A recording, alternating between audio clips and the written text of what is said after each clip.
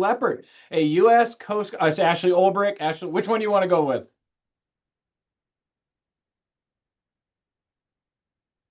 We'll say leopard just for ease of continuity. Okay, so today we're honored to welcome Ashlee Leppert, a Coast Guard veteran, award-winning helicopter rescue flight member, two-time author, inspirational speaker, and faith-based mentor.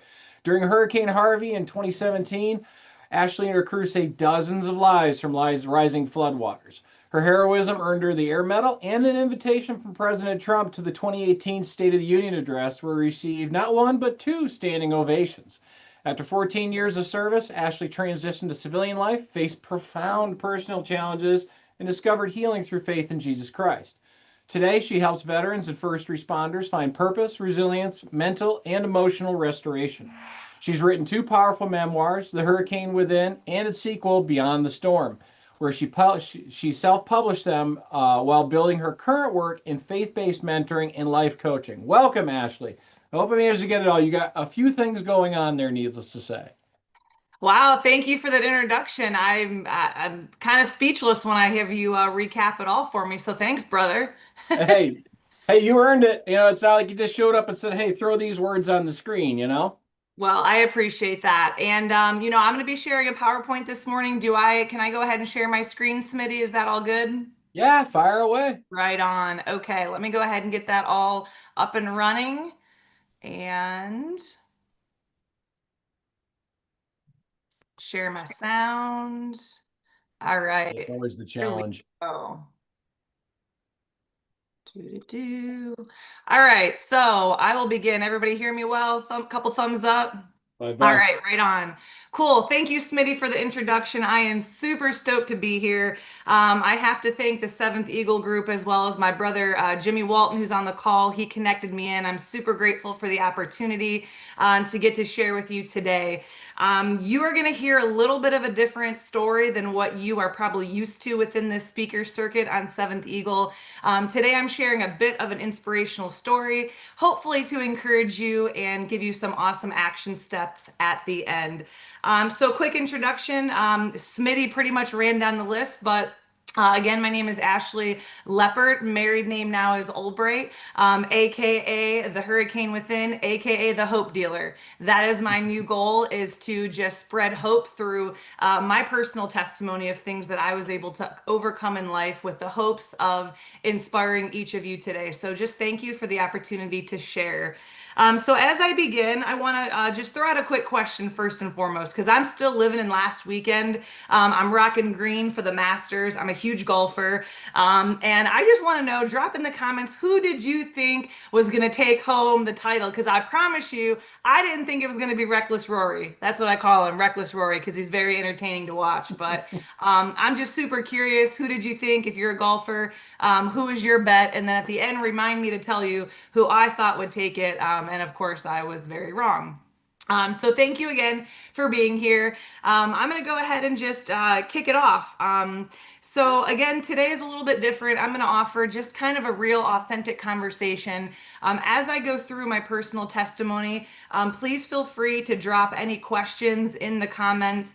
I will also be leaving about 20 minutes at the end for some Q&A. So I will answer anything. I literally wrote two books about my life, so there's nothing that is off the table for us to talk about. With that, I always just like to pre-warn people, not warn people, that's kind of a bad term. I like to just throw it out there that when I am speaking, I do talk about some pretty heavy subjects. I kind of want to give a little trigger warning, some heavy topics, but it's pretty pertinent to my story. So I just wanted to give you that kind of heads up and let you know that we're going to just be sharing a real, raw story. If that's okay, can I get a couple hands up? Can we be real today and just share authentically? All right, right on, bro. I saw Smitty. That's one. I'll take Hmm. it. All right. So, I'm sick and tired of kind of turning on the news and seeing the chaos in the world and not really knowing what's fact from fiction, right? Like, I'm sure some of you agree. Like, I feel like we live in a world where everything's AI, nothing is real. I don't know if I should be watching Fox News or CNN or just turn it all off, which I've been doing lately. So I just want to be real and authentic and share my personal testimony with you. So that's kind of where we're going to start. Everything began in Detroit, Michigan, where I was born and raised. I have any Detroit people? Drop it in the comments. We can also commiserate later on what it's like to be a Detroit Lions fan. So, talk about building resilience, right? So, born and raised in Detroit, Michigan. I had an amazing family. I was always very much into sports. I loved just going out playing ice hockey, softball, baseball, football, soccer, you name it, I played it. And I had a pretty average home life. It was really awesome. But there came a point, this is where things kind of get tough. There came a point in my life when I realized that my parents were both struggling. And by struggling, I mean that I had watched them at a certain point when I was old enough to realize what was happening. I saw them both struggling with maladaptive coping mechanisms. And that's just the fancy term for addiction or using things that are bad to help you cope with trauma. So my mother, she was an alcoholic, and my father, he was addicted to pills and other drugs. And it really was hard for me. I was young. Those are very formidable years, right? Where you're learning, you're engaging with the world around you. And although they were great parents, it was really hard for me to watch them struggle. And I really didn't know how to help them or how to really do anything that would benefit them to get out of that situation.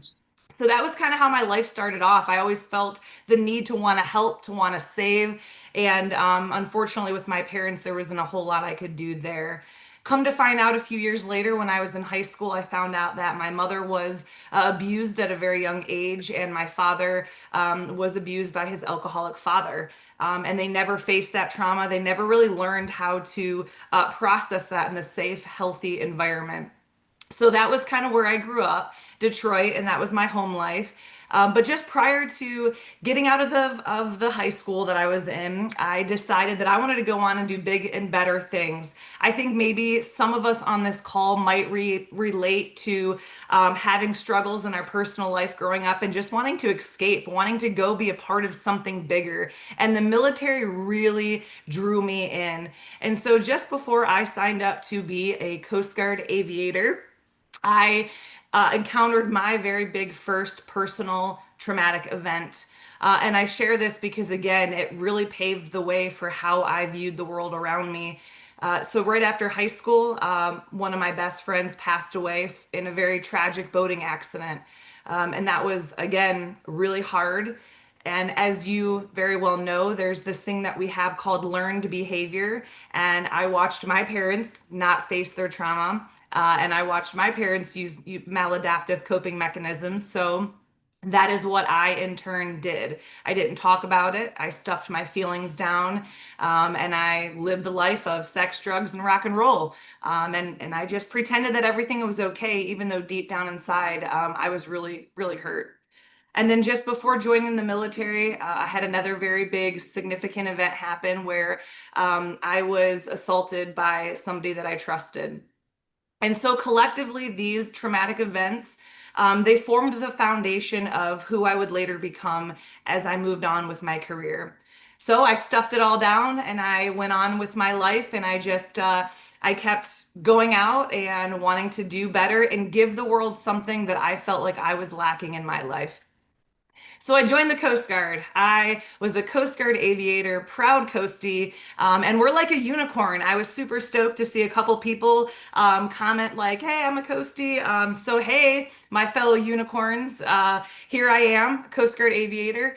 I flew about 2,000 hours, and I was an avionics electrical technician.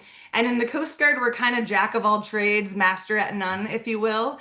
So we fix and we fly. So while I was an avionics electrical technician, I also flew as a flight mechanic, which was the individual in the helicopter that would lower the lower the rescue swimmer or the rescue device and keep the pilots on target and basically kind of run the whole evolution within the cabin. So it was pretty cool. I loved it. I was stationed back in Detroit. I was in Puerto Rico, North Carolina, and then I closed out my career in New Orleans, Louisiana, where I was one of the very first helicopters on scene during Hurricane Harvey in 2017. And here's where I want to explain a pivotal point. So I had 14 years of running away from the hurt and the pain, seeing chaos. Within the military, we see tragedy, we see loss, we see death, we see suffering. Among great things, of course, we're out there doing God's good work. But we do see a lot of hard things that sometimes we are not trained how to process that appropriately, or we just really don't want to face it because it hurts. It sucks going back to those places where we found pain. But I always heard about God. And this is the pivotal part of my story where my whole life I never grew up with religion. We were never forced into church, but I always so badly wanted to believe in a God. I wanted to believe that there was something greater controlling the evolution of the world. But to be honest with you, I never felt it. Because I would sit there and say, how could a loving God allow my parents to be hurt? How could a loving God allow me to be hurt and betrayed? How could a loving God allow these hurricanes and wars to come in and destroy lives and ultimately end the lives of people? It was very hard for me to wrap my head around. But Hurricane Harvey happened and there was a pivotal moment that took place. And it's one thing for me to share in words about Hurricane Harvey. It's another thing for you to have some good visual cues. I'm not trying to do death by PowerPoint, so I threw in some cool audio visual. So here is something I compiled about Hurricane Harvey. On the left side of the screen, you will see me. And we just got done rescuing a lot of children from an area, and we just landed on the I-10, and we're dropping them off at the convention center for help.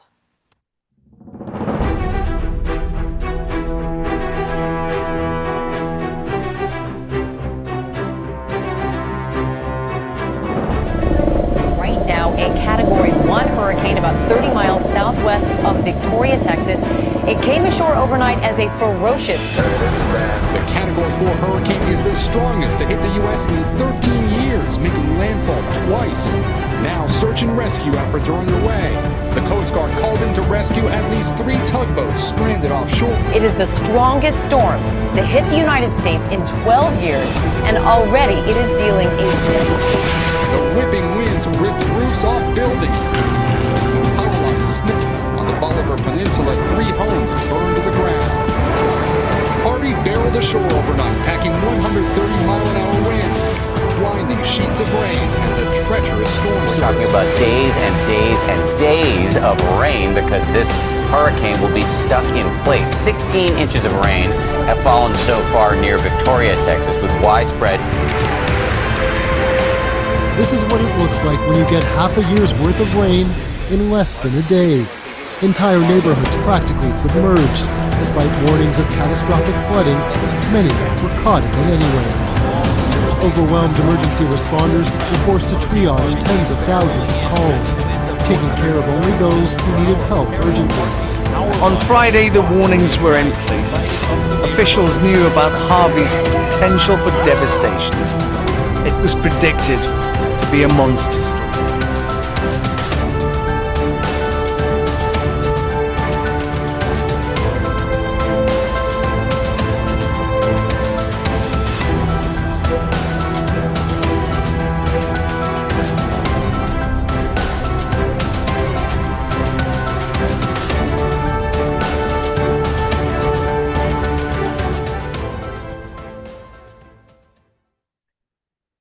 Honestly, as I watch that, every single one of my senses still vividly remembers what it was like out there flying in a hurricane for 4 days and saving dozens of lives. It was absolutely amazing and terrifying all at the same time, as you can imagine. But something profound happened to me just before landing in that video. You see, I was looking out the right side of the cabin sliding door, and it was almost as if the visibility lifted just enough for me to watch this beautiful, brilliant white cross looking back at me in the midst of pure chaos and amid the hurricane within me. I saw this cross, and it was like this verse spoke to me. And I had never really read the Bible ever, but this verse came out. Have I not commanded you, be strong and courageous? Do not be afraid, for the Lord your God will be with you wherever you go. And I cannot explain it in words, but my entire being in that moment had such a peace, because the God that I had been crying out to for so many years that I thought was not there, that I thought was not listening, in that moment, he spoke to me, and it was like my whole body knew that I did not have to be afraid, that he was with me, and that he would never leave me nor forsake me. And so I get back from Hurricane Harvey, and I'll be honest with you, I was a walking, talking billboard for post-traumatic stress because I did not realize that you could be flying in a hurricane or witness your parents suffer from trauma or go through different things like loss and have post-traumatic stress. I was under the impression that you had to be in a war zone dodging bullets or seeing your buddies, pass away to get post-traumatic stress, but I was wrong. I had basically been dealing with it, and this was the straw that broke the camel's back for me, because I know that it's easy rescuing other people. And even to this day, if you were to give me a mission and say, hey, go out and save this person, I'd be like, let's go. But if you say, hey, Ashlee, let's take care of yourself, I would probably have a difficult time doing that, because it's easier for us to serve than it is sometimes to receive that care that we need. So I went on my health journey, my healing journey. After Hurricane Harvey, I was grounded because of some physical symptoms taking place within my body because of the post-traumatic stress. And I ultimately was diagnosed with a rare autoimmune condition that grounded me from aviation. So as I was going through some of the most crazy times of my life, just in typical God fashion, how it worked out was I had one of the most amazing moments of my life, all within a 3-month period. So the silver lining to this story was, although that my body was shutting down, although I was going through a healing process of all this trauma that I had deeply packed so tightly within my body, I got a call from the White House, and I was able to represent not only myself, but the entire service, particularly Coast Guard Aviation, that flew out there and saved hundreds of lives. So I'll share that with you now. We saw the volunteers of the Cajun Navy racing to the rescue with their fishing boats to save people in the aftermath of a totally devastating hurricane. We heard tales of Americans like Coast Guard Petty Officer Ashlee Leppert, who is here tonight. I didn't know that in was the gallery, happening, by the way. with Melania.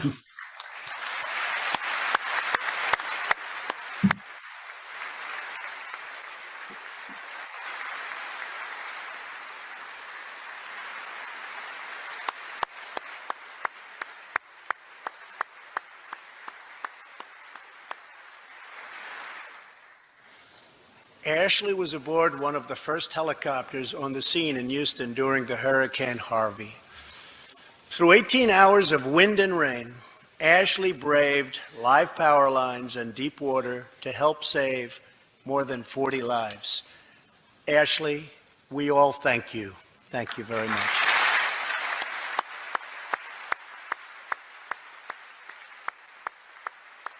So as most of you on this call very well know, none of us signs up in the military for awards or accolades. We sign up because we have a passion and a drive to do a mission that we are called to do. Another person that I want to touch on here is somebody that was recently in the news, Scott Ruskin, a rescue swimmer who recently saved dozens and dozens of lives from the flooding in Texas. I love it. I love honoring our men and women, our Coast Guard heroes that go out and they answer the call in the line of duty. But here's what I want to share with you that's the most important. Here is my why. At this point in my story, you might be saying, oh, that's a pretty cool story, Ashlee, and thanks for sharing. It's pretty brave of you. But the real reason why I share my story is not to talk about the things I've done. My why is right here.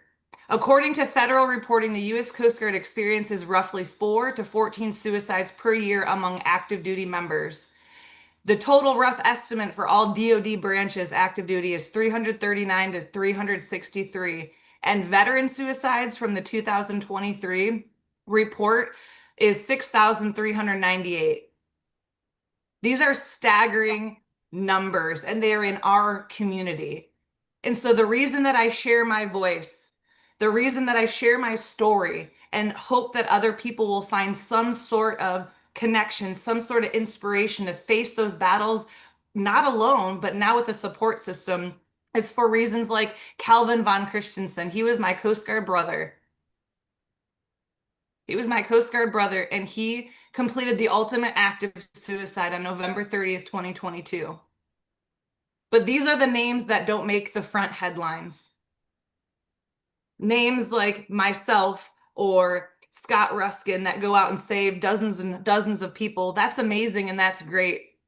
But the names like this are what keep me up at night. The names like this are what keeps me motivated to do this mission, to authentically share my story with the hopes that just one person out there who is struggling with whatever they're struggling with will find the courage, the bravery to find help and to reach out to somebody to process the things that they're going through. And this is the closing to my current mission. So I know this is heavy stuff, but thank you for listening. It's a very important message for me to honor our fallen brothers and sisters. Okay, so thank you for hearing. But you know, when I went on my journey, I decided to make this little video reel just to kind of put my whole story into a message and to, again, inspire other people. So here's my little video clip.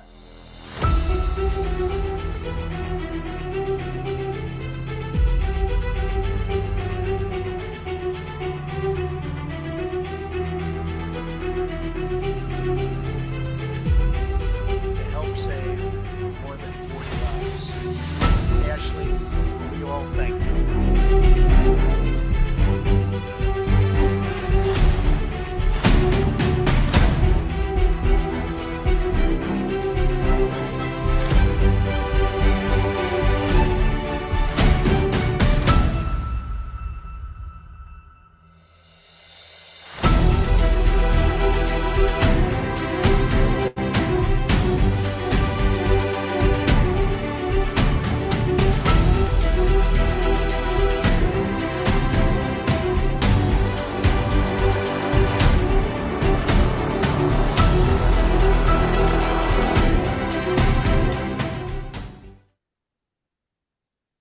You know, the word hero always made me uncomfortable. But when somebody looked at me and said, wow, what you overcame, what you didn't let destroy you, that to me is heroic. So now I coined the phrase that heroes are defined not by what they have accomplished, but more so what they have overcome. And I know that I'm looking out in the audience right now, even though it's via Zoom, I can see some of you, and I'm looking at faces of people that overcame everything that was meant to destroy you. And to me, that is heroic, and that is to be celebrated, because the best way that we can honor the fallen is to live. So now I'd like to share a little bit about why I'm doing what I'm doing. So I offer mentorship. My certifications and education are on the screen there. I won't go down the list, but basically I combine my professional training with my personal life experience and offer people mentoring over a wide variety of things. Okay, so I am not a licensed clinician. So while I cannot diagnose people, prescribe people, I have a wide variety of training that gives me the ability to talk to you and to offer you a safe space to unpack various kinds of things that you've been through. So my mentoring session is based and tailored on what you need. So we can talk about trauma, or we can talk about how to self-publish a book. We can talk about what it was like flying in the Coast Guard, or whatever it is that you need specific one-on-one mentoringship.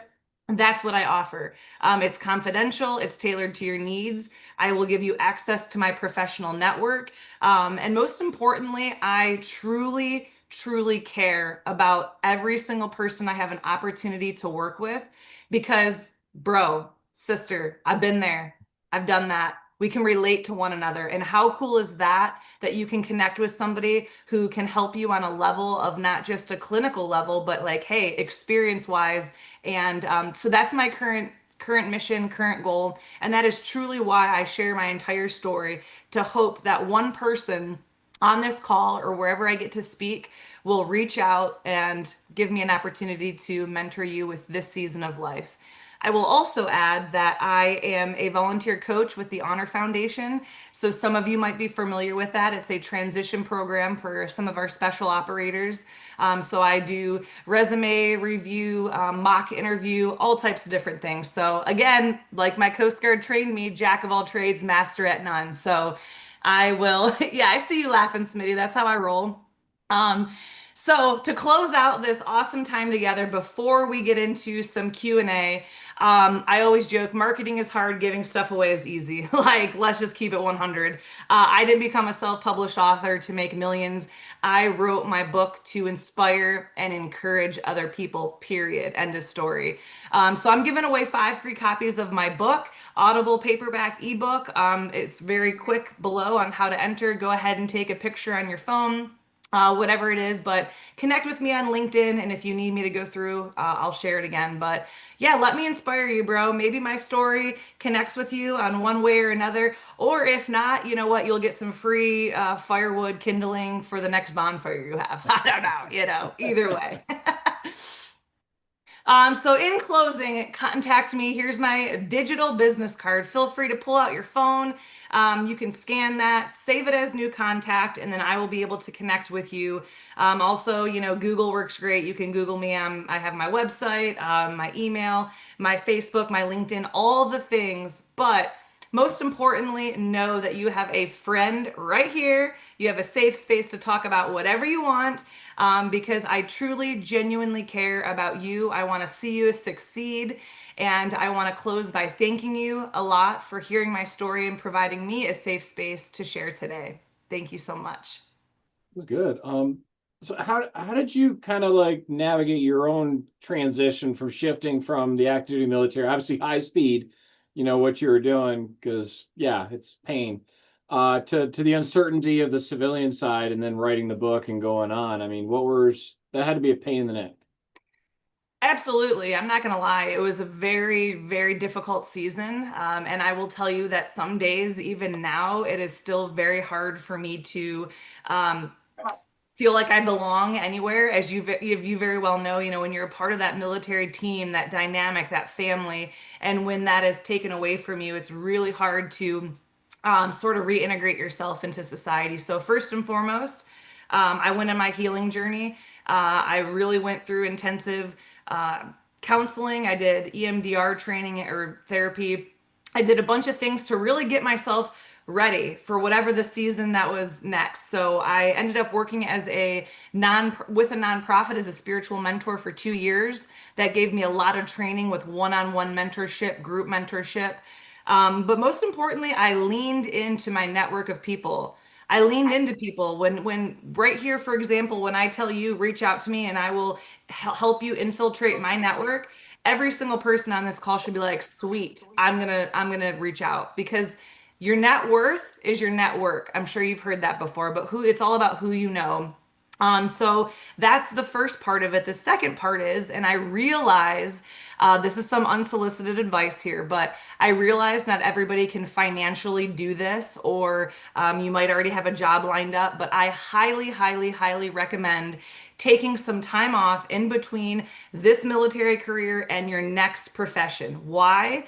Because most of you on this call have done a lot of high risk missions, a lot of go, go, go, a lot of not appropriate decompression time is my point. And if you can just go take a month off, hike the Appalachian, go on a road trip cross country, which is what I did, and it was awesome. I just highly recommend that, because that's where you're able to get grounded, process some stuff, and really step into your next season fully prepared to crush it. You mentioned EMDR. What is that? I'm not familiar. Yeah, so it's a type of therapy that is used to help process trauma. So basically, a licensed professional will go through and you actually recount the trauma that you've been through while looking back and forth, which sounds really weird and like it won't be effective, but it really helps rewire the neural pathways of trauma within your brain. So I'm not going to say that it's a magic band-aid for everybody, but it surely helped me a lot. It's interesting. So, I mean, you talk about the resources you leaned on. So, like, what were those resources and strategies that you kind of leaned on the most that, you would even recommend now for most folks? Absolutely. So it's really weird when you get out of the military, you will find that there is a ton of veteran organizations that like want to take you on different trips or take you here for this little getaway, which is really uncomfortable, honestly. But I went to one of those events and I was immersed with this amazing group of veterans who all came from different backgrounds, who had different connections, who would help you. Hey, oh, you want to get in touch with that person? I got this connection for you. So, putting yourself in places that it's going to benefit you with your network was instrumental for me in the beginning, because those people will connect you with those people, and then the kind of ripple effect continues on. Makes So sense. that was So, one of them. There's many of them though. yeah, I mean, is there any others that you would recommend? Definitely. So there's a ton of resources through the Honor Foundation.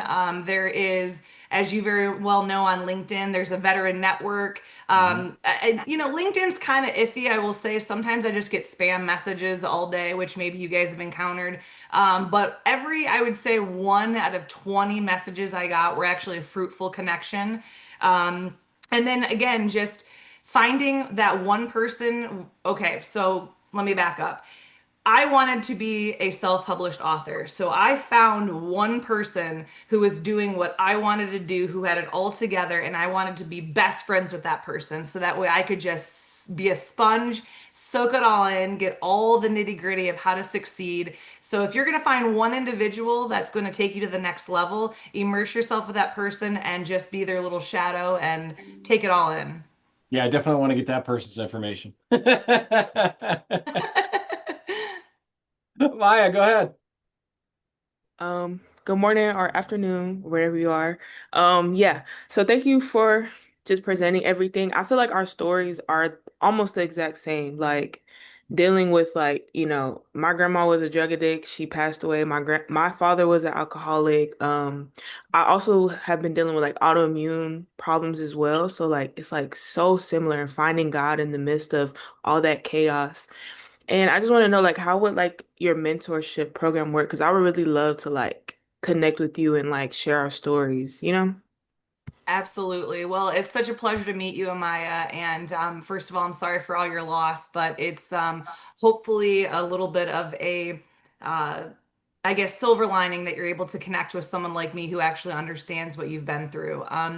So to answer your question about the mentorship program, if you scan my business card, there's a link to my website, and you'll see on there a way to connect with me for mentorship programs. So that could be one session, or it could be a package, really depending on what you want. I try to keep it very low cost, because again, I don't do this for financial gain. I really just value helping people.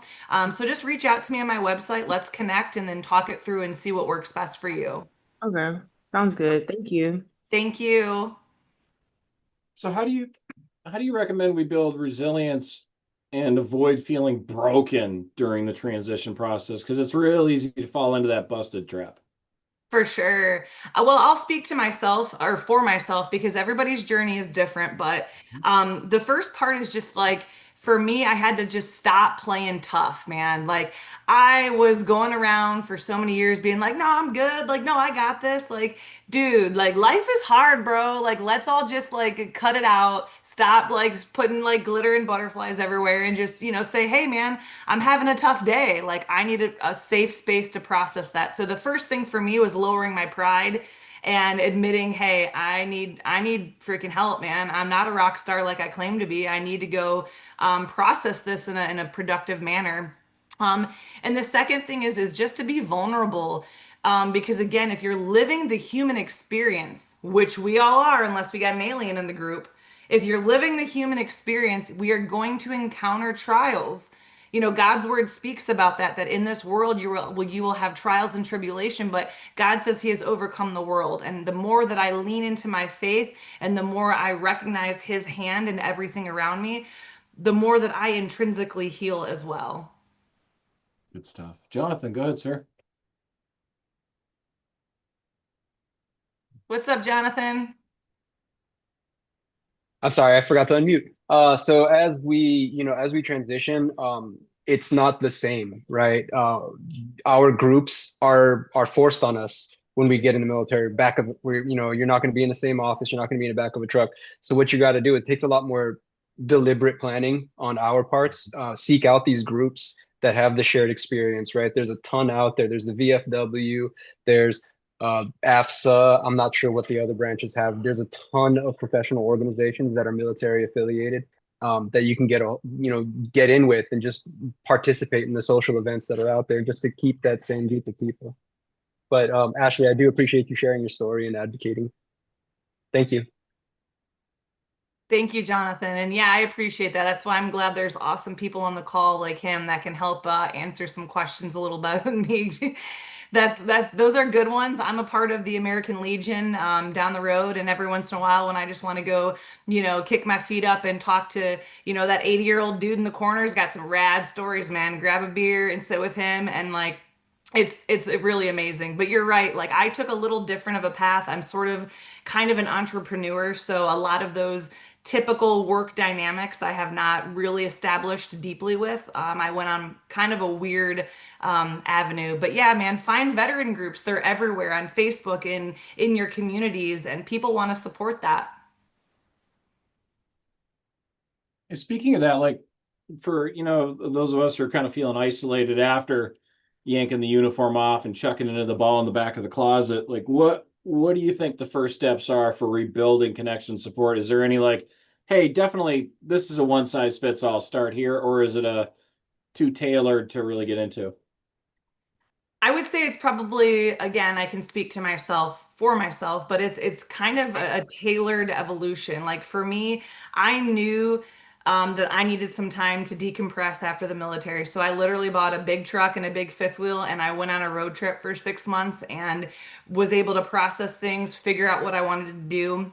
But I think for most people on this call, you probably have a pretty good direction of the career field that you want to go into. So again, I would find everybody in that space and just infiltrate, man. Like, and also recognize the thing that was really hard for me in the transition process was to recognize that I was not what my uniform said I was. Even to this day, I'm always like, yeah, I'm Ashlee Leppert, the United States Coast Guard helicopter rescue mechanic. And like, it just flows off my tongue. But really, that's not who I am. That's what I did. So I think a lot of times we have to be able to separate ourselves from that, which again, in the military, our whole identity truly becomes what we do. And we kind of forget who we are. Yeah, it's very easy because people, still today, hey, what'd you do in the military? Says I was a, you don't ever answer, well, my job was. You always Yeah. answer I was a, and then insert MOS, AFSC rate, whatever. Very easy to slip Absolutely. into because it is a huge part of the personality of being in there. You're the square peg in the square hole, and that's the fit. Um, so what does finding rest in a storm look like for you now? And how do you think that we can transfer that mindset for ourselves? I love that. You threw the little storm little logo in. Okay, okay, the hurricane within. I'm gonna get you as my marketing dude, Smitty. So I have gently woven my faith into this story for a reason, and I know that might not be everybody's particular cup of tea on this call, and that's fine. But again, I'm just being real with what is my journey. So for me, when I finally stopped being angry at God for the things that I thought he was doing. Like, I thought he was this, like, puppet master up there just like causing chaos and sitting back. But when I learned of who he was, and then I learned of my identity in who he has created me to be, that was game changing, bro. I just got to be honest. It was simply game changing because in that moment, I was now not leaning in my own understanding and not leaning in my own ability to heal myself, not leaning into trying to do everything in my own power, but I was able to rest and hand that over to my creator who was going to do it all for me, who already had my life planned out for me. And all I had to sit back was take one step at a time. So when I was able to shift that perspective in my head from trying to do everything in my own ability and really handing it over and like alley-ooping that over to God, and he slam dunked it. And I just was like, okay, I feel a lot less stressed, a lot less anxious. And that really helped my mental health and my ability to move forward. Got it. So this isn't a me question, but so like a lot of veterans got, we have powerful stories, but we don't know where to start with writing or publishing. Can you kind of share your experience with self-publishing and how that road goes? Sure thing. So, I never got out of the military with the intention of writing a book. That's just the truth of it. I didn't want to talk about my personal life. I don't think there's somebody on here that just really is like, yeah, I want to go share my deepest, darkest stuff with the world. But when I got out of the military and I went on my road trip cross country and I processed things, and when you're on the road by yourself for a very long time, you face stuff that you don't plan on facing. It's terrifying and exhilarating all at the same time.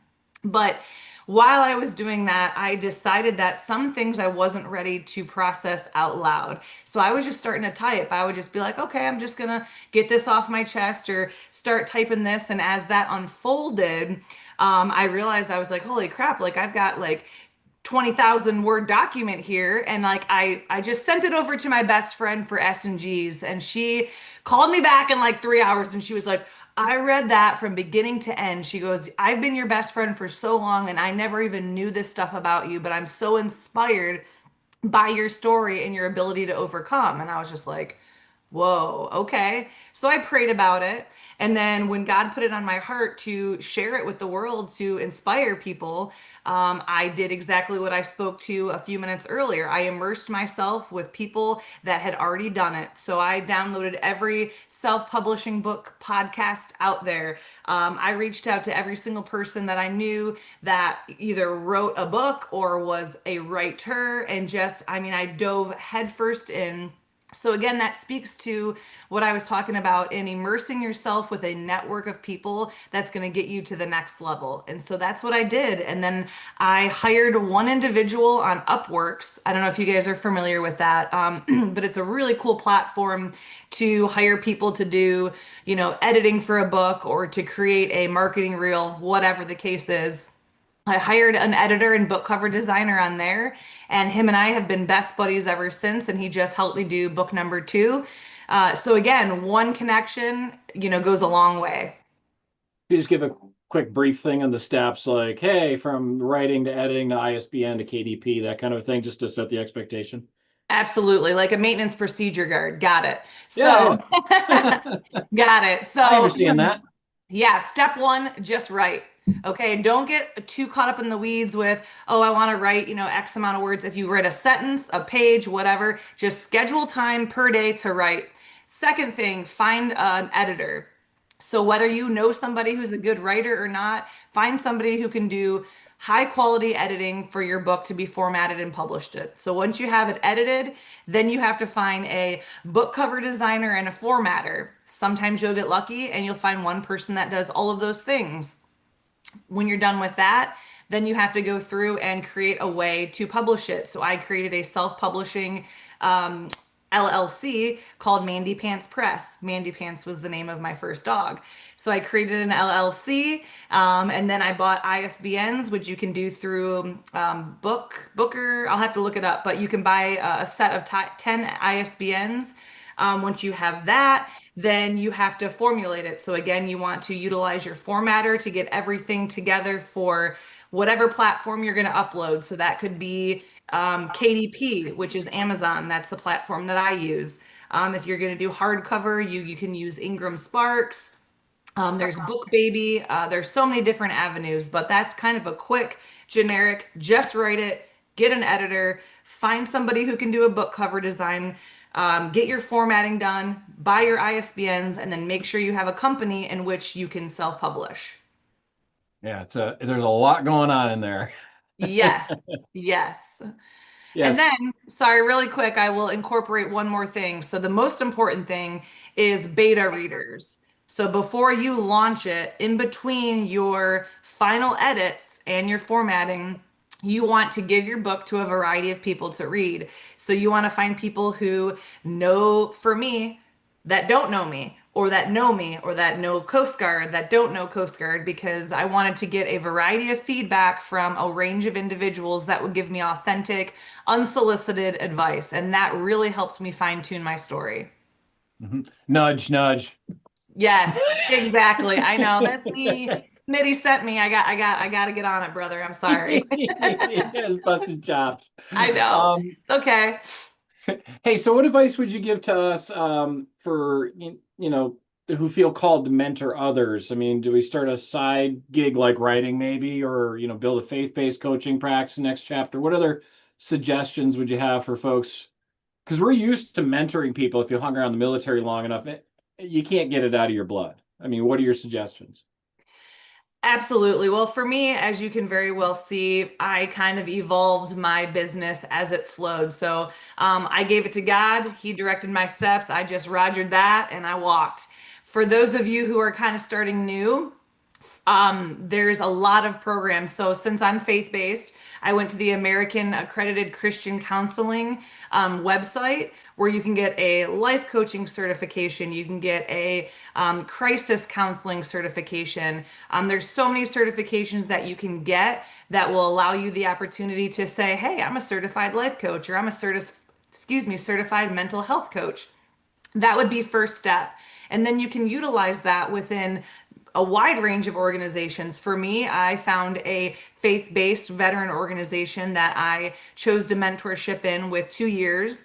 That really was a very profound time frame for me to get comfortable in speaking, comfortable in one-on-one mentoring and group spiritual formations and things like that. So I can share a list of places for people to go to get those kind of certifications if that's something that they're interested in. And then I would look into nonprofit organizations that can help foster that skill set. And then again, that could evolve into a bigger corporation or, an executive coaching organization or things of that nature. Yeah, it's a nice path laid right out. So thank you. That was right on the Most money. definitely.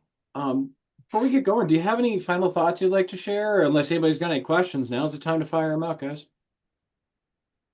Come on, Jimmy Walton. What's up? What you got for me, brother? Nope. No pressure, Jim. No pressure. Lots of pressure.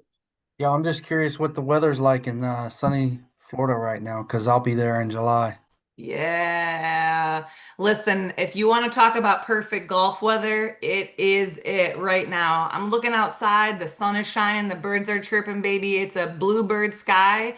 I think this afternoon I might have to go hit 18. It's about 75 degrees.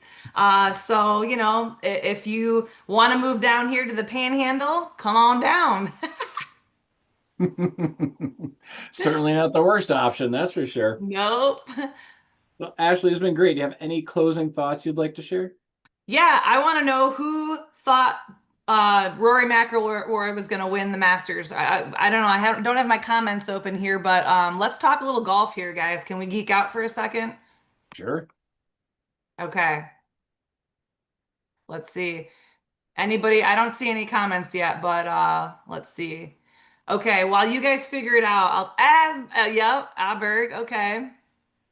Okay, I low-key wanted to see DeChambeau or Shane Lowry. Okay, I'm sorry. I love them both because they're so entertaining to watch. Kevin, you just got your hand up, brother.